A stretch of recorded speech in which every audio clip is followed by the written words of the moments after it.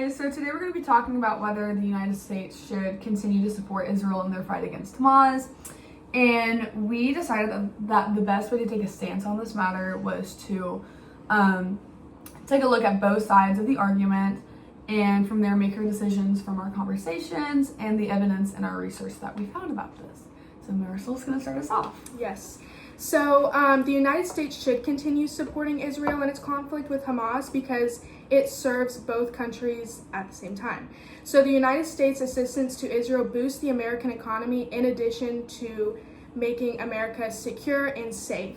Now, this is extremely important because the United States basically runs on the economy, and it's extremely, extremely important to keep our country going.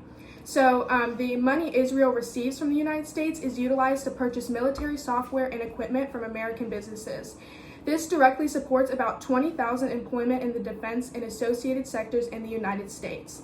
Also, by incorporating Israeli innovations, this helps improve the American technology and increases the effectiveness of high-tech equipment.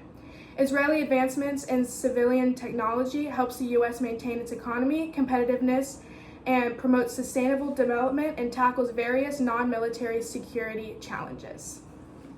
So I actually also went into the economic side of it, but I went into the part where it was detrimental to the United States. And I'm going to give you another reason as to why the U.S. should not continue their support to Israel. The United States provides substantial financial support to Israel, reflecting a long-standing alliance between the two nations. The website Council on Foreign Relations states that since the start of Israel's war with Hamas on October 7, 2023, the United States has enacted legislation providing at least $12.5 billion in military aid to Israel.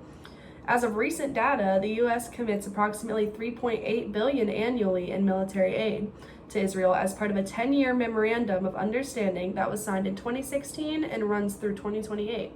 In addition to military aid, the U.S. has also provided various forms of economic assistance and grants over the years. As of today, the U.S. is already in debt over $35 trillion, and it is not in our best interest to continue supporting Israel in this time where we have already racked up so much debt.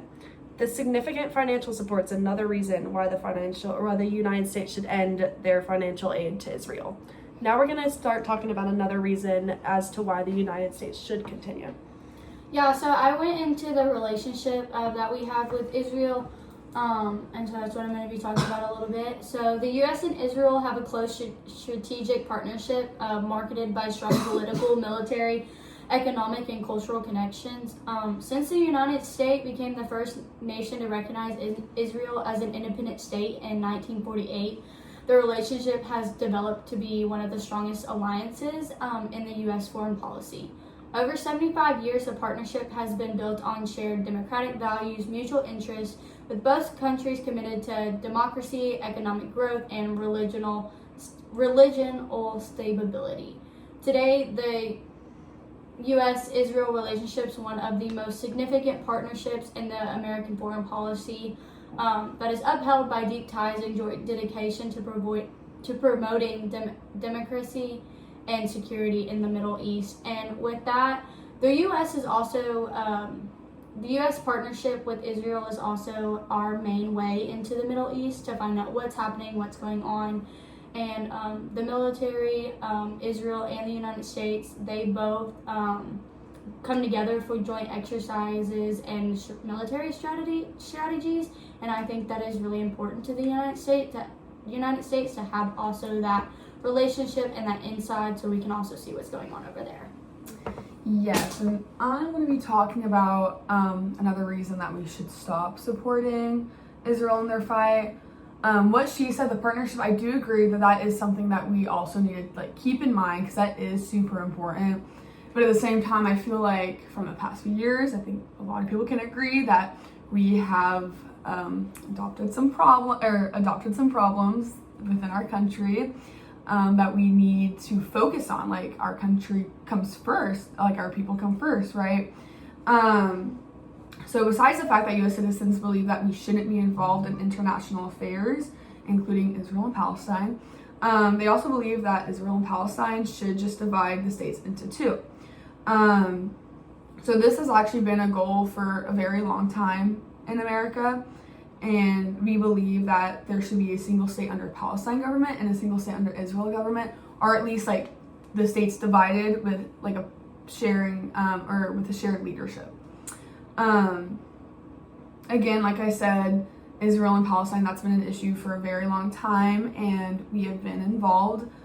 But one of the biggest debates is if we should just divide the two states. And that has probably been now more agreed than it has ever been. A reason that the United States should continue to support Israel during the conflict with Hamas is due to the lack of humanity and blatant disregard that Hamas has shown for human life. Hamas has repeatedly told their men to inflict maximum casualties, showing their indifference to human life. They have targeted innocent civilians such as women and children to further their agenda. Israel has announced that the actions they have caused are crimes against humanity, which is a concern that extends beyond Israel, affecting the global community. By supporting Israel, America holds the commitment to protecting innocent lives and stands against the lack of humanity that Hamas has repeatedly shown. Continuing to aid Israel in the Hamas war can potentially be perceived as biased and can undermine the U.S.'s credibility for future affairs and our role as a mediator in international conflicts. Lastly, the concern that it is affecting American citizens. They may feel that the U.S. is overstepping its bounds and neglecting its own problems from within, such as diverting resources from our own military and government, like financial and military support and domestic needs. Arguments that these resources could be better spent addressing issues such as healthcare, education, and infrastructure, resulting in citizens arguing for resource allocation. These counter-argumentative points address the implications of our involvement in this foreign conflict, seeing as how the U.S. has previously dealt with the public's opinions on our involvement in external affairs. We came up with a conclusion after all of the information that we have heard today, and we just thought it was best that the U.S. Continues to support Israel in their fight with the Hamas, as the United States and Israel and multiple other countries around the world see the Hamas as a terroristic organization, and we are against terroristic organizations, and so is Israel. So with all the information that has been presented today, we decided that the United States of America should keep aiding Israel solely on the facts of our 75-year relationship, the military alliance we have with them, and as well as it does help our economy. The U.S. engages in joint military exercise strategic plans with Israel, and overall, Israel is the inside to the Middle East for the United States. The United States' assistance to Israel boosts the economy in addition to preserving security. Losing this relationship would set both countries back to square one. So with that, the U.S. would be not really have any insight to what is going on with the Middle East, and even though Israel could not fight this fight without us, we have a lot of other things with them that are more important than some other stuff, especially with our trade, our economics, the relationship. We feel that relationship is something that would be very detrimental to the USA, and we are all about keeping our economy going and helping other people.